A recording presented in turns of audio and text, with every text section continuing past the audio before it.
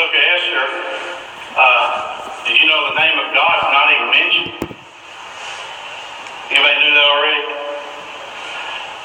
God's name's not mentioned at all. There's no reference to the Lord, no reference to God, none at all. So you say, well, Pastor, how did that book get in the Bible? Because God wanted it there. Even though God is not mentioned, His presence is known. That's called the providence of God, as we'll see in a few moments. The book of Esther is written during the time when Ahasuerus was the emperor of the Persian Empire. He's also referred to as Xerxes. He's Xerxes the First. Xerxes the First invaded Greece with over 2 million men, and when he came back, he had 5,000. In fact, you've seen the movie 300, Battle of Thermopylae.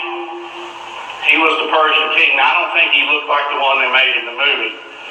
But if you study that battle at Thermopylae, it's still taught today in military schools, where the 300 Spartans stood and withheld the army and gave Sparta and Greece time to rally their forces. Also an event that came out of the Battle of Thermopylae that's in our Olympics today. Does anybody know what that is? Is in our Olympics we celebrate the marathon. And they sent a messenger from there to Sparta. Was it 26 miles? And he ran without stopping. Remember? It was a marathon. That's why we get the word marathon today. That's why it's something we run today. Well, not all of us.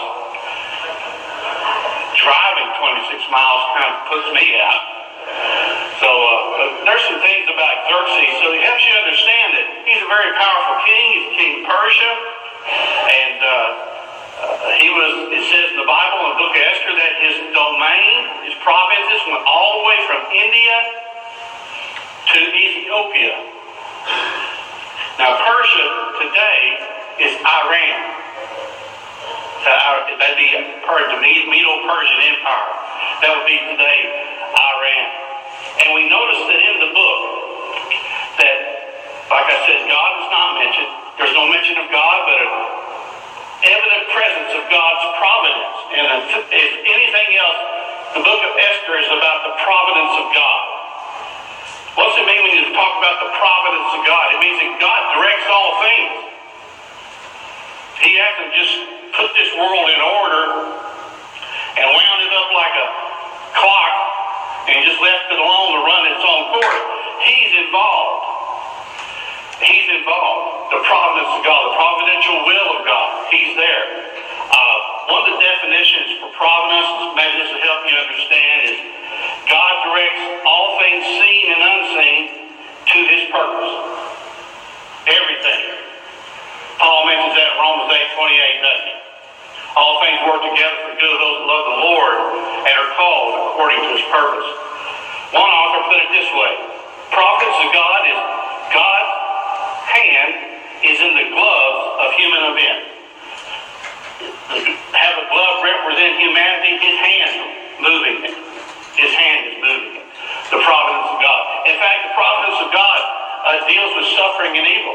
You know, a lot of people say, why does God allow the innocent to suffer? Have you ever heard that? Why does God allow the innocent to suffer? Well, first of all, there's none of us innocent. But this may surprise you that evil is used by God sometimes. He uses evil. Now, He's not evil. He's not the author of evil. He's not the author of sin. But being God, He uses evil sometimes. He uses it. Or we would say He allows it. It's allowed by God. And people would say, why would God allow evil in this world? God, why do you allow such evil, such suffering in this world? If you're such a holy, loving God, why do you allow evil and suffering in this world? Why don't you do away with all evil and all suffering? Could we make that our prayer today? If He were to answer that prayer today, take away all evil and all suffering, humanity on the face of the globe would cease to exist. Because the evil and suffering in this world is a result of sin, and the sin is in the hearts of men. But God in His providence allows it.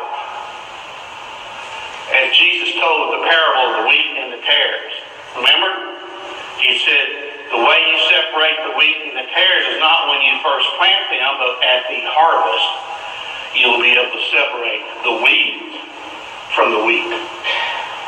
And God's allowed it God is allowing evil. Now this may give you something to think about over your roast and gravy. God allows evil for his good. He allows evil in this world so that he can be gracious.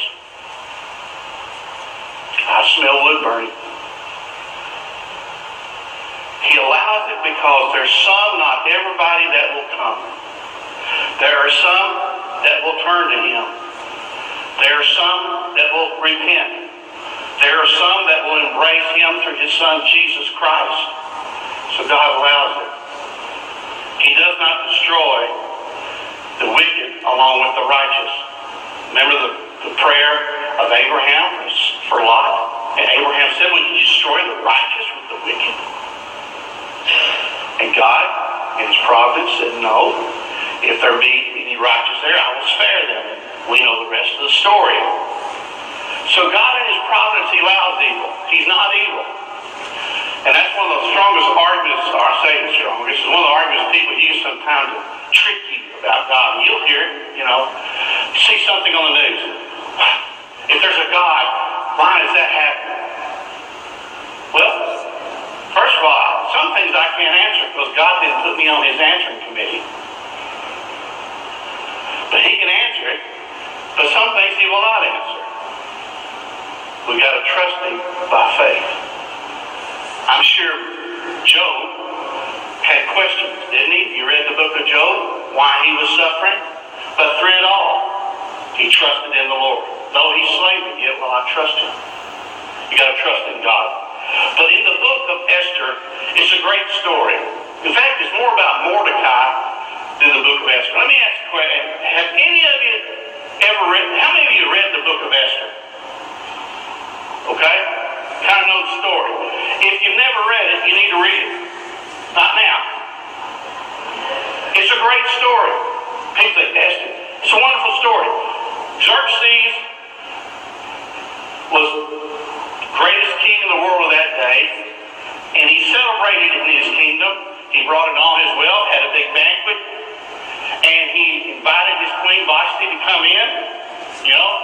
He brought his queen, said, "Come on in. I want you to celebrate with me." And she said, "No, I'm not coming in there." And being the great man he is, he said, "Okay, you'll never come in." And he put her out. And then later, he has what we call almost like a beauty pageant to get a new queen. And there's a young woman by the name of Esther who was a Jew. Notice when you read the book of Esther, it says that she was a Jew. The term Jew, by the way, is being used here.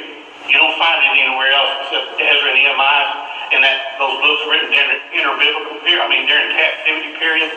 Now some of you say, "So what, Brother Jim? Just get to 12 o'clock. Let's get out here." Listen up. You need to understand this. The reason they were called Jews now because they were from the tribe of Judah that had gone into captivity. It included Benjamin too. But from this point on, it's just Judah and Benjamin. There's two tribes. And that's where the word Jew comes from. These are the remnant of Judah. It's very important for us to understand that because from the remnant of Judah will come the King of Kings and the Lord of Lords born in Bethlehem. So you'll see them referred to as Jews. And here's this young lady. She's a young Jew. And she's by her uncle Mordecai. Says you need to enter this pageant. Well, she enters in chapter 2, verse 16. So Esther was taken into King Ahasuerus into his house royal in the 10th month, which is the month Teshuvah, and in the 7th year of his reign. And the king loved Esther above all the women, and she obtained grace and favor in his sight more than all the virgins, so that he set the royal crown upon her head and made her queen instead of Vashti. Then the king made a great feast unto all the princes in his service, even Esther's feast. And he made a release to the provinces and gave gifts according to the state of the king. She was promoted her promotion. You say, well, she was in the right place at the right time, wasn't she? Good thing her uncle saw that ad on southeasttexas.com.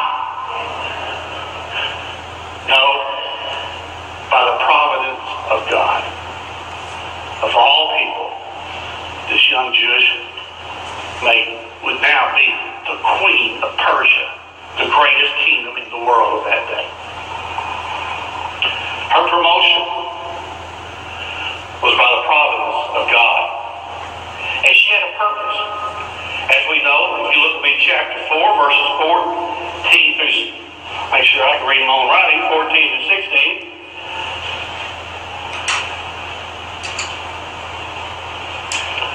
Mordecai asked for Esther's help. For if thou altogether holdest thy peace at this time, then shall there enlargement and deliverance arise to the Jews from another place.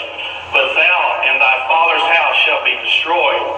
And who knoweth whether thou art come to the kingdom for such a time as this? Then Esther bade them return Mordecai this answer. Go gather all the Jews that are present in Shushan, fast ye for me. And neither eat nor drink 3 days, nights, or day. I also and my maidens will fast likewise, and so will I go unto the king, which is according to the law. And if I perish, I perish. You say, why does she have to do that? There's another character in the book of Esther. His name is Haman. He hates Mordecai. Because one day he's going down the street and everybody bows to Haman except Mordecai. Because he will bow to only one person, that's God. One thing, remember I told you, one thing during the captivity that the Jews learned, there's only one God, and they bow to God. And Haman can't do it. Now Haman's not the king. And he's mad.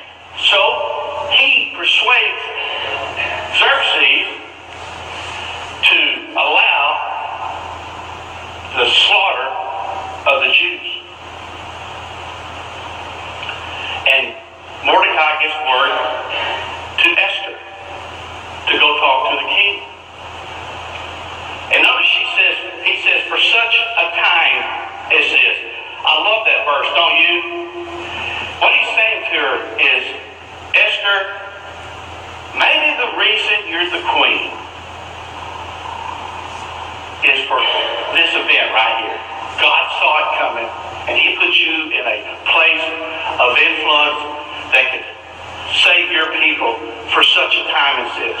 Your purpose, Esther, is not just to be this beautiful queen that sits at the right of the king, but you have a purpose. Even though in that day and age she was just a figurehead, she was just the queen of the king's, woman there. And he said, for such a time as this is why God put you here. It didn't just happen. I told you before, there's no such thing as coincidence in the kingdom of God. God's using the circumstances for his will. That's the providence of God. See it moving? See it moving? And I love her response. She said, y'all go pray for 3 days that God may deliver us. Because what Mordecai told her, he said, I don't care if you are the queen, you're still a Jew. If they make a decree that all the Jews are to die, and according to the law, the Medes and the Persians, you can't revoke it. And when they find out, even though the king loves you, when they find out you're a Jew, you will die. This is the first Holocaust, first genocide of the Jews. And I love it when she says, then I will go to the king, and if I perish, I perish. If she were standing with the Apostle Paul, she'd say, for me to live is Christ. To die is gain. If she'd known Jesus like Paul knew Jesus, that's what she'd probably said. Or she said, this life I live by faith. This life I live in the flesh, I live by faith in the Son of God who loved me and gave himself for me. She said, if I perish, if I die, I die. She's ready to give it all up. The courage of this young woman. The courage of the queen. We could use some politicians like that, couldn't we? I don't get meddling this morning. We sure don't have an Esther running for president. Anyway, notice her power. Chapter 5, verses 1 through 8.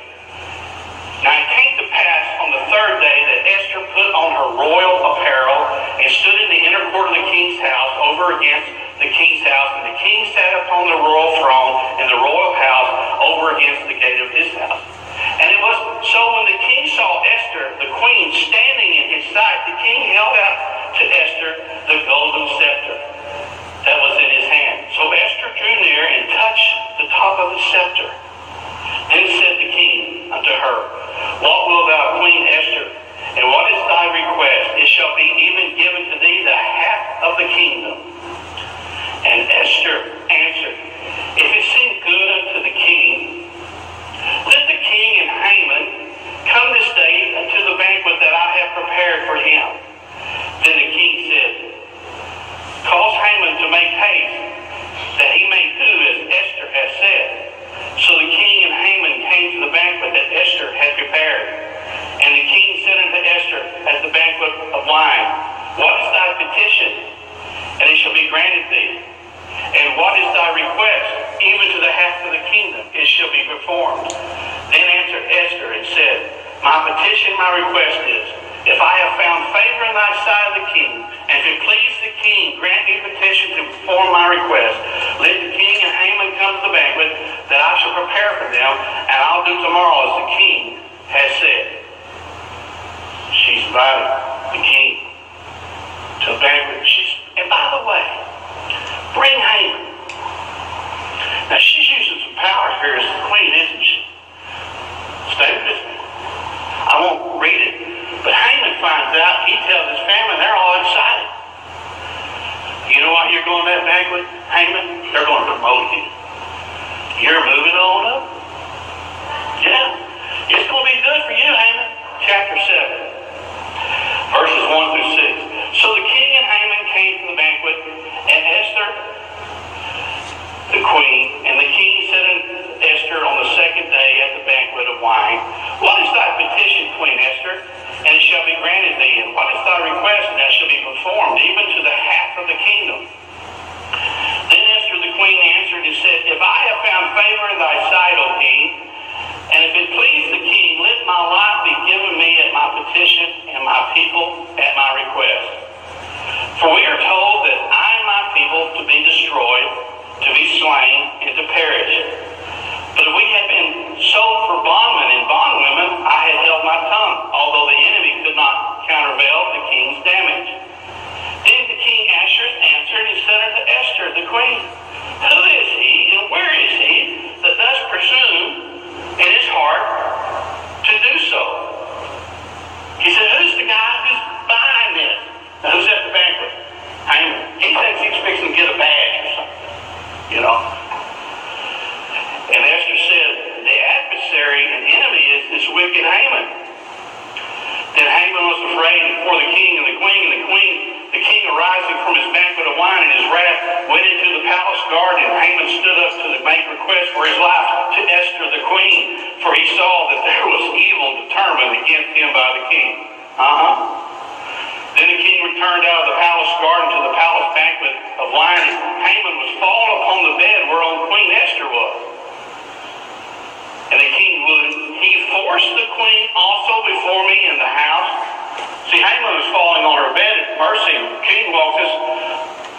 Not only are you standing back, I just walk out in the garden and you come here and you're trying to get in bed with my wife. In my presence. You think Haman's faith is failed?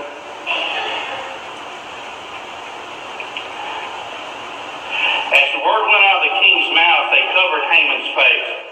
And Harbonah, one of the chamberlains, said before the king, Behold, also the gallows 50 cubits high, which Haman had made for Mordecai, who had spoken good for the king, standeth in the house of Haman. Then the king said, Hang him thereon. And so they hanged Haman on the gallows that he had prepared for Mordecai. Then was the king's wrath pacified. I tell you, I read this book. You see, Haman was so mad at Mordecai that his family said, Why don't you build a gallows 50 cubits high, 75 feet in the air. You know, remember the movie Clint Eastwood made, Hang 'em High? That's hanging them high, isn't it? Yeah. So that everybody could see when you hang on Mordecai. Well, it didn't work out the way Haman planned, did it? He was hanged on his own gallows. Pride goes for destruction, a haughty spirit for a fall. The wicked will perish. The wicked will not be rewarded. And so, here's the incident. He gets rid of Haman, but there's still the law. And the law says that the Jews on a certain day are to be killed. Look at chapter 8, verses 3 through 11. I know you have to follow along, but stay with me. And Esther spake yet again before the king, and fell down at his feet, and besought him with tears to put away the mischief of Haman the Agagite, and his devices that he had devised against the Jews. Then the king held out the golden scepter toward Esther. So Esther arose and stood before the king. It said, if it please the king, if I have found favor in his sight, and seem right before the king, and if I be pleasing in the eyes, let it be written to reverse the letter devised by Haman, the son of Hammedatha, the Agagite, which he wrote to destroy the Jews, which are all in the king's province. For how can I endure to see the evil that shall come unto my people, or how can I endure to see the destruction of my kindred? Then the king Ahasuerus said unto Esther the queen, and to Mordecai the Jew, behold, I have given Esther the house of Haman, and now they have hanged upon the gallows because he laid the hands upon the Jews. Write ye also for the Jews as the like of you in the king's name, and seal it with the king's ring, for the writing and written in the king's name, and seal it with the king's ring, may not be reversed. For there were the king's scribes called in that time in the 3rd month, 7, and on the 20th day thereof. It was written according to all that Mordecai commanded unto the Jews, and to the lieutenants, and the deputies, and the rulers of the province, which were from India and Ethiopia, 127 provinces, unto every province according to the writing thereon, and of every people. And he wrote the king, verse 10, and came and sealed it to the king, and sent the letters by the post. The rest of it is this. You can't reverse it, but he tells the Jews you can't defend yourself. And they send the word out, and when they come to kill you, take up arms and defend yourself. That's amazing, isn't it? That's amazing. A government that's telling its people that they can defend themselves.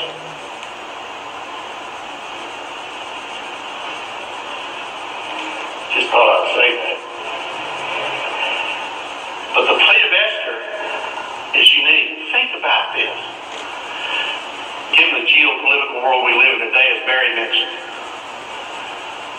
Xerxes is an Iranian,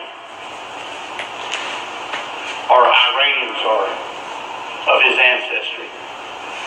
And isn't it amazing that this Iranian is helping Israel? You think that would happen today? My, how the world changes. So out of this comes the feast. So out of this comes the feast that the Jews celebrate to this day, Purim. Purim. Said it wrong. Coming from the Hebrew word Purim, which is the lot. He makes it plural lots. And they were allowed to defend themselves, and the Jews celebrate this feast to this day. The time they were allowed to defend themselves when they were in captivity. It's a part of their national heritage. Beautiful story, isn't it? For such a time as this, there's Abraham. And for such a time as this, God called Abraham out of Ur at his timing for something special. For such a time as this, God called Moses out of Egypt, there on the Midian desert, to serve him. For such a time as this, God anointed King David. David, king, who was just the lad. He was the lesser of Jesse's sons. The one that was least likely to be chosen, but God chose him. For such a time as this, Elijah the Tishbite shows up on the scene in Israel. And in his mighty works and deeds, stands and opposes idolatry and debauchery in the land. For such a time as this, John the Baptist comes on the scenes of the New Testament, born at the right time, preparing the way for the Lord. For such a time as this, 2,000 years ago in the village of Bethlehem, the city of David, a baby was born, and we call him Jesus. He's our Savior. He came at the right time. For such a time as this, God was ready. And for such a time as this, he lived a sinless life. He was crucified, he was buried, and he rose again. And he's coming again. For such a time as this, Peter stood at Pentecost, and the church was born. Peter, who denied Jesus, Peter, who had really pretty much ruined his resume. Peter is the one that Jesus told him that Satan has desired to run you through his sieve. For such a time as this, Paul, the persecutor on the road to Damascus, is struck down by Jesus, and he becomes the missionary to the Gentiles. For such a time as this, Luther, in the 16th century, opposes penance indulgences in Europe that are being taught by the Roman Catholic Church, and he nails in Wittenberg the 96 Theses, the questions, and the Reformation is born. For such a time as this, the Wesley brothers became part of the Great Awakening, not only in the United States or the Americas, but also in England. Two young men born into a family raised by their mother. For such a time as this, a shoe seller in Chicago sold shoes, never been to the seminary. And God put his hand on him. His name was Dwight L. Moody. For such a time as this, a young boy about ready to go into college, and he had his mind made up. He was going to play baseball, and he was just going to baseball. He lived for baseball. In fact, he wanted to play professional baseball. But God put his hand on him. For such a time as this, Billy Graham stepped out of obscurity and is known even to this day as one of the greatest evangelists who have ever lived for crusade evangelism. Amen? For such a time as this, a Catholic nun in India by the name of Mother Teresa gave up her convent, gave up her order, and went into the slums of India to the people of no class and no caste, and began to work among the dying and the poor. And God honored her. For such a time as this, back in the 60s, an African-American preacher by the name of Martin Luther King stood and preached, "I have a dream," and stood for the right of all Americans. You need to understand this. He didn't just stand for the civil rights of the black. He stood for the civil rights of all Americans. Because he said, if they are not given civil rights, then we will lose ours too. God's man for such a time as this. Today is April the 24th, 2016. For such a time as this, what can be said of you? You say, "Oh, preacher, I'm in this job, I'm in this relationship, my world, my circumstances." What did I tell you about the providence of God? He can use your circumstances for his glory. He can use you for his glory. He doesn't choose the ones that the world says are the best. He chooses the ones that he makes the best. There's nothing in us worth choosing. Do you understand? May I say something about myself? And it's not good for preachers to say something about themselves all the time from the pulpit. But when I was a 12-year-old boy, God called me to preach. He didn't see in me the traits of a preacher. He saw in me a young boy who didn't know up from down, didn't know what a sermon, and didn't even know what a devotional was. And he called me to preach. I'm going to tell you something, folks. I stand here today because of Almighty God. The providence of God. He takes people just like us, and he uses us. He uses us. Not only does he use us as individuals, but he can use us as a corporate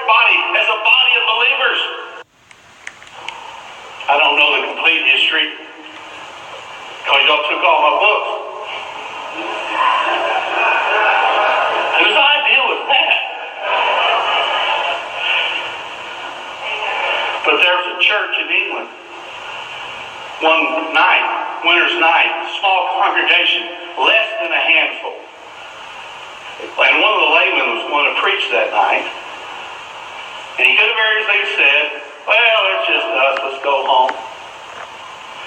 But a young man came in the back door and he preached. And that young man fell under conviction and came to Christ. And that young man's name was Charles Spurgeon. For such a time as this, God can use even us if we'll make ourselves available. And we need to say what Esther said. If we perish, we perish. But we're going to do it for Him. And the way we can make ourselves available for Him is, first of all, we need to be with Him, and He needs to be in us. We must be born again. If you're not a Christian, God can't really use you to your fullest potential until you repent.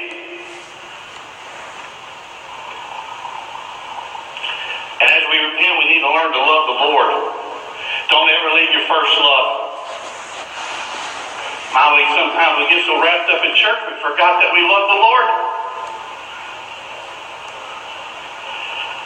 And we need to live for Him. If you love Him, you'll live for Him. When a man loves his wife, he'll live for his wife. When a woman loves her children, she'll live for her children. A woman loves her husband, she'll live for her husband. We live for those we love. Amen? Let's live for Jesus. Not out of duty, because we love Him. Paul said in 2 Corinthians, I am constrained by the love of Christ.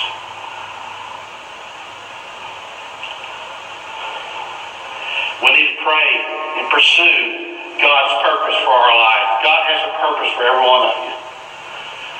That phrase, for such a time as this, can be applied to everyone here. Every blood-bought, born-again believer here this morning, God has a time and a place. He has a purpose for you. Make yourselves available. For such a time as this, if you want to be a part of God's purpose, you need to leave your life and live His. You can never be used fully by God as long as you're living the life the way you want to live it. But you got to take the hands off the wheel and let Him have it. You say, preacher, if I take my hands off the wheel, we'll crash. My God can go to a crash thing and make something new. And listen, Paul said something similar. We got to reckon ourselves dead before He can live in us and use us. What can God get from you this morning? Did you come here this morning and give God anything? You said, I've already given. We took the offering, preacher. Nah, that's neither here nor there right now.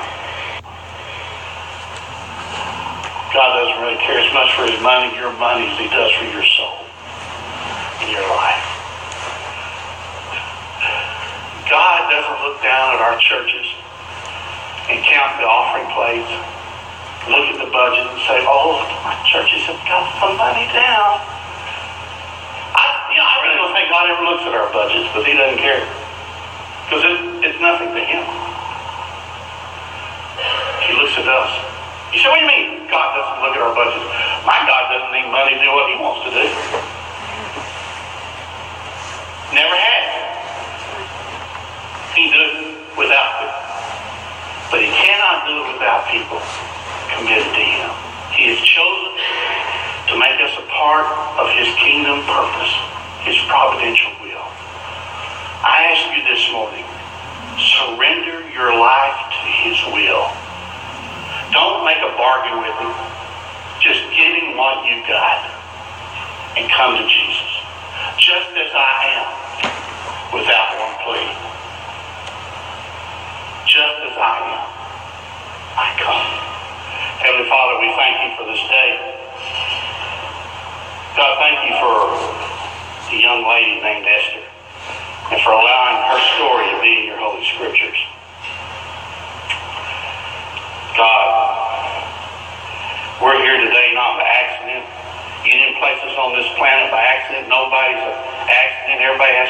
purpose. And that purpose can only be fulfilled in you. So God, I ask this morning that your people be open, receptive to surrender their will to your will. We pray this in Christ Jesus' name.